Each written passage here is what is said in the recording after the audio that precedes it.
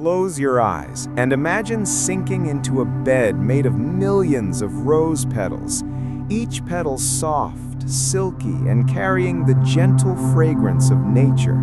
The bed sways like waves, cradling you into a dreamlike state.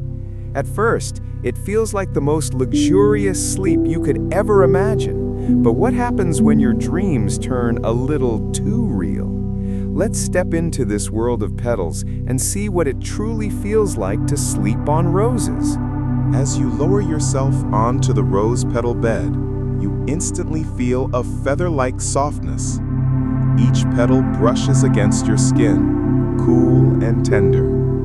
The air is filled with the soothing fragrance of roses, calming your thoughts.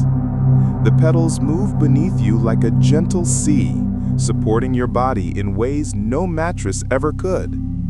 It feels like lying on a living garden, a place where reality and dreams begin to blur.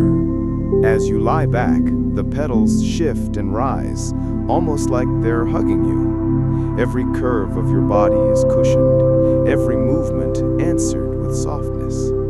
The sound is faint, a whisper of petals brushing against each other. It feels alive, like the bed is breathing with you, sinking to your heartbeat.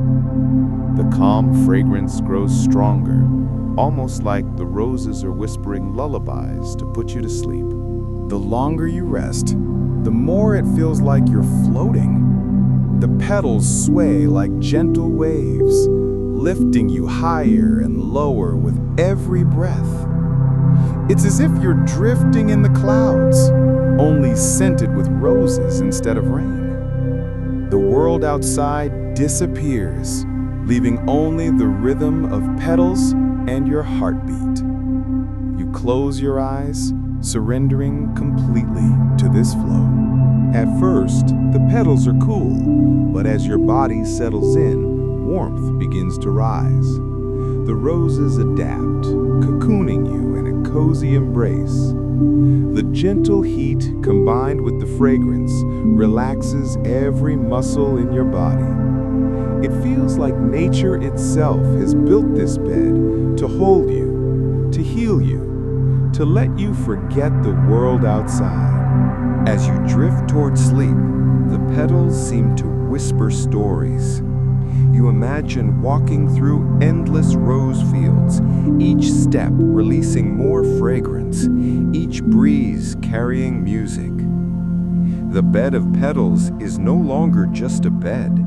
It becomes a gateway, pulling you into dreams where nature rules, where love and calm flow endlessly. But the beauty of petals comes with fragility. Too much movement and they scatter. Too much weight and they compress. The bed shifts unevenly, reminding you that nature's softness is delicate. A rose petal bed may feel like heaven, but it also teaches you not every dream is built to last forever.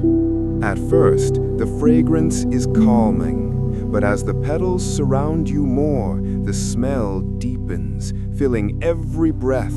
It's sweet, intoxicating, almost overwhelming. Your senses blur between comfort and dizziness. The rose bed feels like it's pulling you deeper into a dream, one you may not want to wake up from. As the first rays of sunlight break into the room, the petals shimmer like jewels. The bed seems endless, infinite, and still as comforting as when you first lay down. You awaken slowly, surrounded by softness and fragrance, feeling as though you've slept in a world only poets dream of. So, what if our bed was made of rose petals? It would be a world of softness, fragrance, and dreams, but fragile, fleeting, and surreal. Would you dare to sleep on one? Or would you just lie back and dream forever?